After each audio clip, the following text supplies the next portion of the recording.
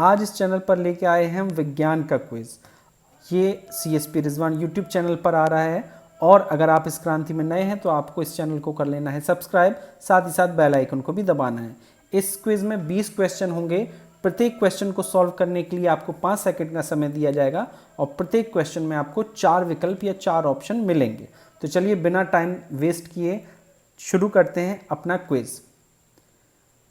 पहला क्वेश्चन, दांत का डॉक्टर किस दर्पण का इस्तेमाल करता है? उत्तल दर्पण, अवतल दर्पण, समतल दर्पण या फिर नन ऑफ दीज? तो इसका आंसर होगा बी, दांत का डॉक्टर अवतल दर्पण का प्रयोग करता है। आगे चलते हैं। कृत्रिम रेशम को और क्या कहा जाता है? कृत्रिम रेशम जो होता है रेशम, कृत्रिम रेशम को क्या कहा जाता है? डेक्रोन, कांच, नायलॉन या फिर रेयॉन? तो इसका सही जवाब है डी, रेयॉन। कृत्रिम रेशम एक प्रकार का सिंथेटिक फाइबर होता है जिसे रेयॉन भी कहते हैं। चलिए तीसरे क्वेश्चन की ओर आगे चलते हैं। क्लोरोफिल जो पेड़ों में पाया जाता है, क्लोरोफिल में क्या पाया जाता है? लोहा, तांबा, मैग्नीशियम या चांदी?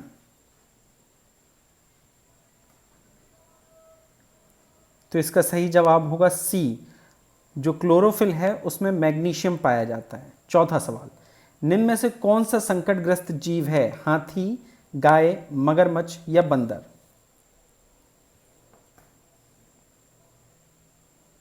तो इसका भी आंसर सी सही होगा। मगरमच्छ संकट प्राय जीव है और मगरमच्छ की एक प्रजाति है घड़ियाल। ये घड़ियाल जो हैं वो चंबल नदी में पाए जाते हैं और ये मगरमच्छ और घड़ियाल दोनों संकटग्रस्त हैं। पांचवा क्वेश्चन की ओर आगे बढ़ते हैं। निम्न में से किसका प्रयोग बारूदी सुरंग का पता करने में किया जाता है? BPSC, Bihar public service commission का सवाल है ये। मधुमक्खी, मेंढक, तेंदुआ या चूहा?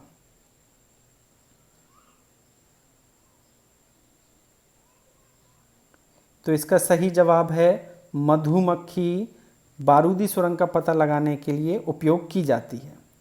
डी, छठवां सवाल करते हैं, आसान सवाल है ये। पांडा किस समूह का जानवर है? भालू, हाथी, जिराफ या नन ऑफ दीज? तो ये आसान सवाल है। पांडा जो है वो भालू समूह का जानवर है।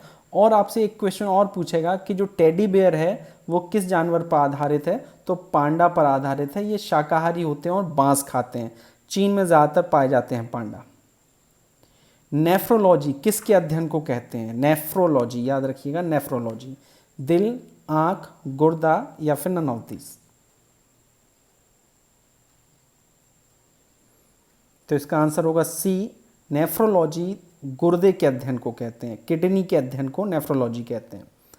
आठवां सवाल, निम्न में से किस जानवर में पित्ताशय नहीं होता? मछली, मेंढक, सांप या चूहा?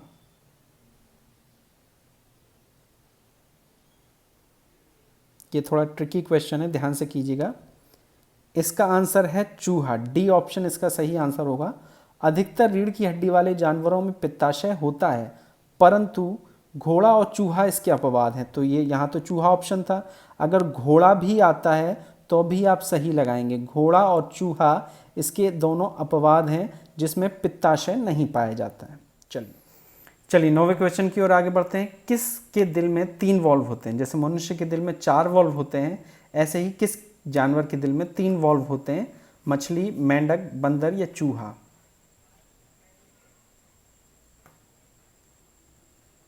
तो इसका सही जवाब होगा बी, मेंढक। मेंढक, सांप व छिपकली में 3 वॉल्व, मछली में 2 और मगर में 4 वॉल्व होते हैं। मनुष्य के हृदय में भी 4 वॉल्व होते हैं। चलिए 10वें क्वेश्चन की ओर आगे बढ़ते हैं। इंसुलिन का टीका किस रोग के लिए दिया जाता है? वायरल, ज्वार, मधुमेह या नन ऑफ दीज?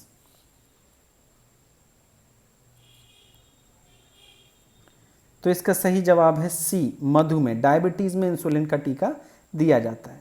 विश्व एड्स दिवस दिसंबर की किस तारीख को होता है? आसान सवाल है। तो इसका आंसर होगा ए, 1 दिसंबर को विश्व एड्स दिवस मनाया जाता है। चलिए 12वां क्वेश्चन है, परावैंगनी किरणें किस रोग को जन्म देती हैं? त्वचा, दंत, अस्थि और नन ऑफ दीज? तो ए ऑप्शन सही होगा 12वें सवाल का। परावैंगनी किरणें, जो सूर्य की किरणें होती हैं परावैंगनी अल्ट्रावायलेट, अगर वो पृथ्वी की सतह पर आ जाएं तो मनुष्य की त्वचा को बहुत बुरी तरीके से प्रभावित करते हैं और त्वचा संबंधित कई रोग भी उत्पन्न करती हैं। 13वां सवाल, निम्न में से किस में प्रोटीन पर्याप्त मात्रा में होता है? बकरे का मांस, सोयाबीन, चावल और तिल।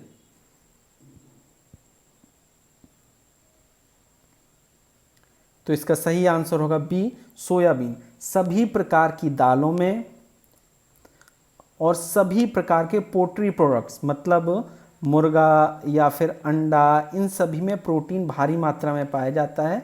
तो सोयाबीन इसका सही आंसर होगा। और मध्य प्रदेश में सोयाबीन पर्याप्त मात्रा में होता है, इसलिए मध्य प्रदेश को सोया प्रदेश भी कहते हैं। चलिए 14वें सवाल की ओर आगे बढ़ते हैं। नोबेल पुरस्कार किस क्षेत्र में नहीं दिया जाता? फिजिक्स भौतिकी, गणित मैथमेटिक्स, अर्थशास्त्र इकोनॉमिक्स, जीव विज्ञान बायोलॉजी।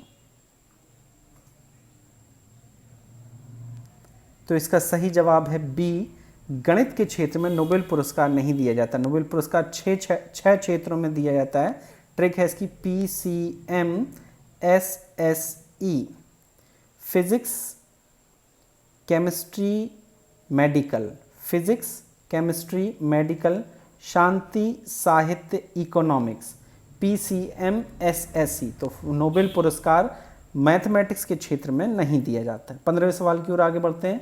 निम्न में से किस भारतीय को नोबेल नहीं मिला? अमर्त्य सेन, रविन्द्रनाथ टैगोर, अब्दुल कलाम और CV रमन।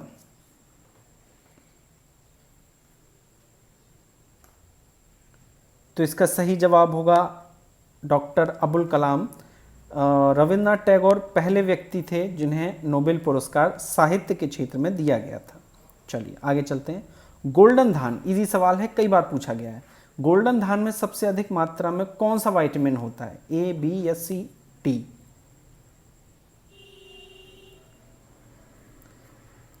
तो गोल्डन धान में विटामिन A पर्याप्त मात्रा में होता है। इसके अलावा विटामिन A मछली में भी पाया जाता है, जो आंखों के लिए बहुत अच्छा होता है।